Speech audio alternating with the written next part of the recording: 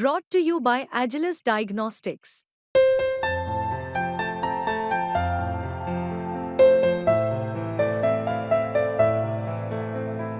Agilus Diagnostics. Darekar आणि नितीश राणेंनी देखील नितेश तुमच्यावर राणे आरोप केले. काल म्हणजे ते ताकदीने उतरले आहेत तुमच्या विरोधात आता सगळे. मग दोघे त्या- भाजपचे आहेत खास. मग अभियान राबवणार आहेत ना. जाऊन ते दरेकर साहेबले साठाक्या सोडी तुमकडे मला टाईम नाही त्या साठाक्या ऐकायला. ते काय मोकळे येतात ते मक्कार माणसासारखा खेळ आहे त्यांचा. जाऊन ते साठाक्या सोडून ते पुढे ऐकून कंटाळा आला आहे मला. आम्हाला आता आम्ही असं ठरवलं आहे की आपलेसुद्धा गोरगरीब फडणवीस साहेबाच्या टेबलाच्या शेजारी बसले पाहिजेत. उत्तर द्यायला लांब होतो ते तिकडं आम्ही इकडं जवळ पाहिजे असं पटांगणात तिथं. आणि त्यासाठी आम्हाला तिथं जायचं. ती इकडे टेबलपाशी आपण इकडे टेबलपाशी मजा येते त्याच्या त्याच ती तयारी चालू आहे. मग लोक तिथं पाठवू जवळच्या जवळ उत्तर देते बिचारी. ती हिंती कोण आम्ही कोण ती हिंती कोण ते आता ते मीच माझ्या कामात लागलो. मी आता ध्येय ठेवलेलं यांना उत्तरच नाही द्यायची. जवळ मला सहन होतो आणि मग बघतो लई चॅडून करायला लागलेत मग बघतो. पण चला जाऊन दे त्यांना सोडून देऊ. आणि राणे साहेबांवरती मी आणखीन उत्तर दिलेलं नाही. हां हे मी पुन्हा एकदा नितीश साहेबाला सांगतो निलेश साहेबाला की त्यांना सांगावं. मी आणखीनही त्यांच्यावरती शब्द बोलले नाही. त्यांनी त्यांच्या अंगावर ओढून घेऊ नये. हां मी बोलत असतो परत मग. कारण काय असतं काही मित्रत्व किंवा काही जात त्याच्या पलीकडं समाजाचे लेकरं आहेत. त्यामुळं त्यांनी मी मागे सांगितलं होतं की मला मग ऐकायचं तो ऐकत असतो मी नसतो ऐकत. मग आम्ही एकदा पट्टा तुटला ना मग ते गिरणीचा पट्टा तुटल्याने खेळ असतो आपण. राणे कुटुंबाशी तुमचं फार मित्रत्व होतं तरी ते कसे काय तुम्हाला तेच म्हणणं आहे की समाज आणि समाजाच्या पलीकडे एक दिवस ते कसं असं आरक्षण देऊ लागले होते. आम्हाला जाण ठेवणारे ते निलेश साहेबांनी त्यांना एकदा समजून सांगितलं तर बरं होईल. नसतं मग मला नाविलाज असतो बोलावं लागेल असं आहे. आणि यांना बाकीच्याला तर काहीच नाही. यांना जे अभियान करायचं आहे ना त्यांना करू द्या. आणि मराठा समाजाच्या लक्षात आले फडणवीस साहेबांनी अभियान राबत सांगितलं आहे 2-4 जणांना. हे जितकं करतील तितका पेटून समाज उठणार आहे. तितक्या ताकतील बघा तुम्ही. हे जितके छगन भुजबळला बळ देणार आहे तितके मराठी इकडं पेटून उठणार आहे. कारण इथं प्रश्न माझ्या गोरगरीब मराठ्यांच्या लेकराचा आहे. इथं माझ्या जातीचा आहे. माझ्या जातीच्या पोरांचा आहे. पोरांच्या मरणाचे हाल सुरू आहेत. पोरं रडतीयेत. इतके हाल आणि वेदना आम्हाला आहे. तुम्हाला काय असून तुम्ही वरडायला लागला. आणि आम्हीच मराठ्यांनी हे भाजपचे सगळे आमदार तिथं बसवलेले आम्हीच मराठ्यांनी. आणि आता तुम्हीच बोलायला आता कळन मग तुम्हाला मराठ्याच्या विरोधात बोलल्यावर काय होतं. त्यामुळे त्यांना उत्तरच देत नाही मी आता. त्यांना मला अभियान राबेव कर बदनाम आमचे फोड्यो त्यांना पत्रकार परिषदा घ्यायला लाव. काय तू जेवढं करशील मला जेवढं फडणवीस साहेबाच्या माध्यमातून तुम्ही उघडं पाडताल तेवढं तुम्ही उघडे पाडणार आहे. हां माझं समाजात लक्षात आले. मनोज जरांगेले यांनी घेरायचं काम सुरू केलं. एकीकडून छगन भुजबळनी त्यांना अजित पवारच्या त्या गटाचा साथ आहे.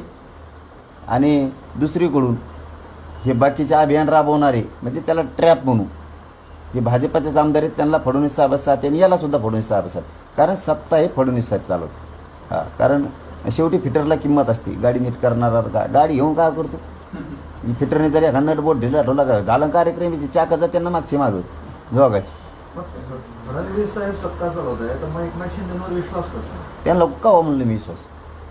मी कवा म्हणलो मूलभूत विश्वास तर आहेच ना. पण मी कवा म्हणलो आहे. आणि कवा म्हणलो मी यांच्यावर बी शिंदे या फडणवीस साहेबांवरती किती बाऱ्या म्हणलो मी की शंभूराजे देसाई साहेबांवरती शिंदे साहेबांवरती पुन्हा एकदा फडणवीस साहेबांवरती मराठ्यांनी विश्वास टाकलाय. तुम्ही आमचं ठरलेलं द्या. हे मराठी तुम्हाला डोक्यावर घेऊन नसते. किती मोठं वाक्य आहे साहेब. पण ते त्याच्यावर ध्यान नाही देत. आणि मग हे असले बिलिंदर लोक मध्ये पाठीतेच बोलायला. हे साठाक्या सोडीच्यात पुढ्या बसल्या पुढं बसते ते. पहिल्या नाही का जाणाराकडे गेल्यावर नळीवर बसतो माणूस तिथे नंतर असं गोट्या आणतो बोटाने. हे उगाच सटके सोडून काय म्हण धामायचे. हे कुंकडून आणले तर कुंकडून नाही. त्यांच्यामुळे भाजप चालू बोट व्हायला लागलं ना. विनाकारण त्या फडणवीस साहेबावर रोज जायला लागला ना. हे मी समजून सांगतोय. ते वेगळाच अर्थ घेतात. त्यांनी बोलायचं पाहिजे. सांगितलं पाहिजे की असं आहे समाजासाठी आम्ही तसं करायला लागलो. तिथं मला खाली सांगता येतं. काय सांगू बरं फडणवीस साहेबांनी केलं म्हणून. काल फडणवीस साहेब काय म्हणले माहिती आहे. माझ्या आई बहिणीवर बोलले, म्हणले का नाही? म्हणजे तुम्ही ती आणि आमच्या बहिणीचे आई बहिणीचे डोके फुटले ना बरं फडणवीस साहेब. चिंदाडे झाल्यात तुम्हाला आत्ता दाखव दवाखान्यात, मला वाटतं हॉस्पिटलला इथं संभाजीनगरच्या, मी थोड्या वेळात माहिती घेतो आणि सांगतो. त्या माणसाच्या पायात पुन्हा पाणी झाले, ज्याच्या पायात गुळी घुसली होती केव, पुन्हा त्याचा पाय भला मोठा झाला. पुन्हा साहेब आमच्या बी आई बहिणीचे त्या दिवशी कंपाळाची कुंकू पुसायची वेळ आली. ती बोक्सी रडून रक्ताच्या थारोळ्यात पडलेल्या होत्या. तुम्हाला तुमच्या घरातली आई वाटली, हिला आई म्हणायला पाहिजे होतं तुम्ही त्या दिवशी. तुम्ही काय बोललात तुम्ही की हे पोलीस मय येत, मायाच पोलीस आला, पोलीस आहेत तुमचे. एक माता माऊली काय आणि महाराष्ट्रातले माता माऊली काय सगळी तुमचे आहेत, कारण यांनी तुम्हाला त्या सत्तेवर बसवलं. असं नाही ना बोलायचं तुम्ही, मग नाही ना बोलायचं तुम्ही असं. केस मागं घेऊन म्हणून आता उद्याच्या 29 तारखेला त्या अंतरवालीतले आणि महाराष्ट्रातले केस घ्यायचे मागं, त्यासुद्धा तुम्हाला दया नाही की त्या अंतरवालीतल्या लोकांवर किती हाल झालेले आहेत, किती मार लागले आहेत, त्यांच्यावरच केशी झाल्यात, त्यासुद्धा मागं घ्या ना. काय बोलता तुम्ही मीडियात?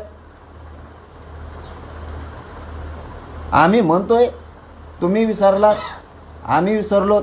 माझ्या गोरगरिबाला न्याय द्या तर तुम्ही अभियान राबवता यांच्या माध्यमातून. मी ऐकत असतो हे 2-4 आमदारायचं आणि परत पट्टा सुरू करीत असतो. बरं, सरकारसोबत काही संपर्क नाही आता, मग काही निरोप काल आज परवा काही करतोय वगैरे काही माहिती तुम्हाला? नाही काहीच नाही. शून्याचा अर्धा शून्याच्या खाली. ज्यांच्या विरोधात बोलायला त्यांनी वेगवेगळे प्रवक्ते वेगवेगळ्या टायमिंगला नेमलेले. कळलं मला. असं होता, चांगलं झालं. बारसकर जे आहे काल परत तुमच्यावरती आरोप करत होते. जाऊ दे, मी म्हणलं ना ओबीसी नेते आणि बाकीचे मी विरोधक मानलेले नाहीत. मी पहिल्यापासून म्हणतो करते करविते कोण आहेत आम्हाला माहिती आहे. कोण शिंदे साहेबाचा कोणचा प्रवक्ता ते घडून आणतोय हे आम्हाला माहिती आहे. कोण मंत्री आहे, पालकमंत्री आहे हेही माहिती आहे. त्याच्यात पवारसाहेबाचा कोणाच्या हाती आहेत हे घडून आणते, हे माझे लोक फोडायचे, त्यांना प्रेस घ्यायला लावायच्या पुण्यात मुंबईत, काहीतरी आमचे पोरं फोडायचे. मी एकूण बोलतोय सगळं. नगरचा कोण मंत्री आहे सगळं माहिती आहे मला. फक्त जवळ सण होतं तोवर होणार नावं काढणार बाहेर. पण शेवटचं खरं सांगतो, मी यांना कोणालाच विरोधक मानले नाही. नसता मला सांगा मी विरोधक मानला की तुटून पडत असतो काय भ्यायचं म्हणजे का? मी काय मिंदा भिंदा आहे काय? विरोधक मानलेलं नाही, करते करवी ते वेगळे आणि उगाच दुसऱ्याला झोडपून पाय झोडपून काय म्हणतात ना बोलायचं, तोंडाची वाफ जिरायची. काय अर्थ आहे त्याला? यांना बोलून तोंडाची वाफ जिरून उपयोग नाही. फक्त समोरच्यानी हे समजून घेणं गरजेचं आहे. म्हणजे ओबीसीच्या सुद्धा छगन भुजबळ सोडता बाकीच्यांनी आम्ही तुम्हाला बोलत नाही त्याचा अर्थ आम्ही तुमचा सन्मान करतोय. आणि धनगर बांधवांनाही सांगत नाही, माझं 12 बलुतेदारांनाही सांगणं की बाबा आम्ही जर तुम्हाला बोलत नसले तर याचे गैरअर्थ काढू नका. बार जर एखाद्यानी किंवा मी एखाद्या धनगर बांधवांच्या किंवा मराठ्यांच्या एखाद्या पोराने किंवा इतर कोणची जात धरा सारखं धनगर बांधवाच्या घरासमोर जर चक्रा मारल्या राग येणार नाही?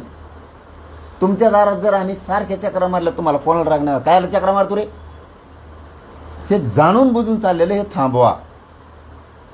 एवढंच माझं फडणवीस साहेबाला आणि त्याला तर सांगून उपयोगच नाही त्या गेंड्याला ह्या यावल्याच्या. बरं, कोण निवडून आणायचं आणि कोण पाडायचं याचा तुम्ही ठेका घेतलेला आहे का? हिंमत असेल तर राजकारणात असं ओपन चॅलेंज प्रसाद लाडेंनी तुम्हाला दिलं. मी म्हणलं ना त्याला काहीच कळत नाही. ते कसं आहे ते बघ, मी म्हणलं तुम्हाला, मी आता सध्या मला ऐकून द्या 7-8 दिवस बरंच होतं मी त्यांचं. आता ते आता यांनी सांगितलं, मग फडणवीस साहेबांनी म्हणलं, फडणवीस साहेबासमोर ते बोलतात म्हणजे त्याचा अर्थ काय होतो? फडणवीस साहेब त्यांना गप नाही करत, त्यांनी त्याला बळ दिलेलं.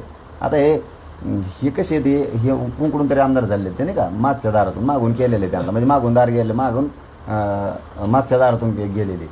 त्यामुळे हे काय मागच्या दारातल्याला मागून केलेल्या आमदाराचं काही खरं नसतं.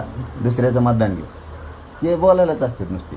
मागच्या दारातून केलेले आमदार येते त्यांचं काय असतंय, आणि जेवढे तेवढे मलाच बोलत येते.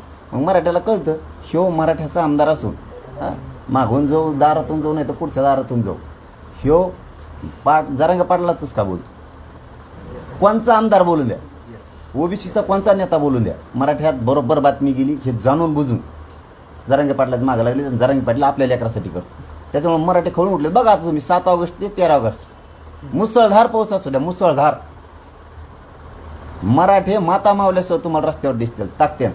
ते बी कट्टर मराठे असे ताकदीनं पेटून उठले जातात. जातवान मराठी ती असे ताकदीनं पेटून उठलेत ना ह्यावेळेस.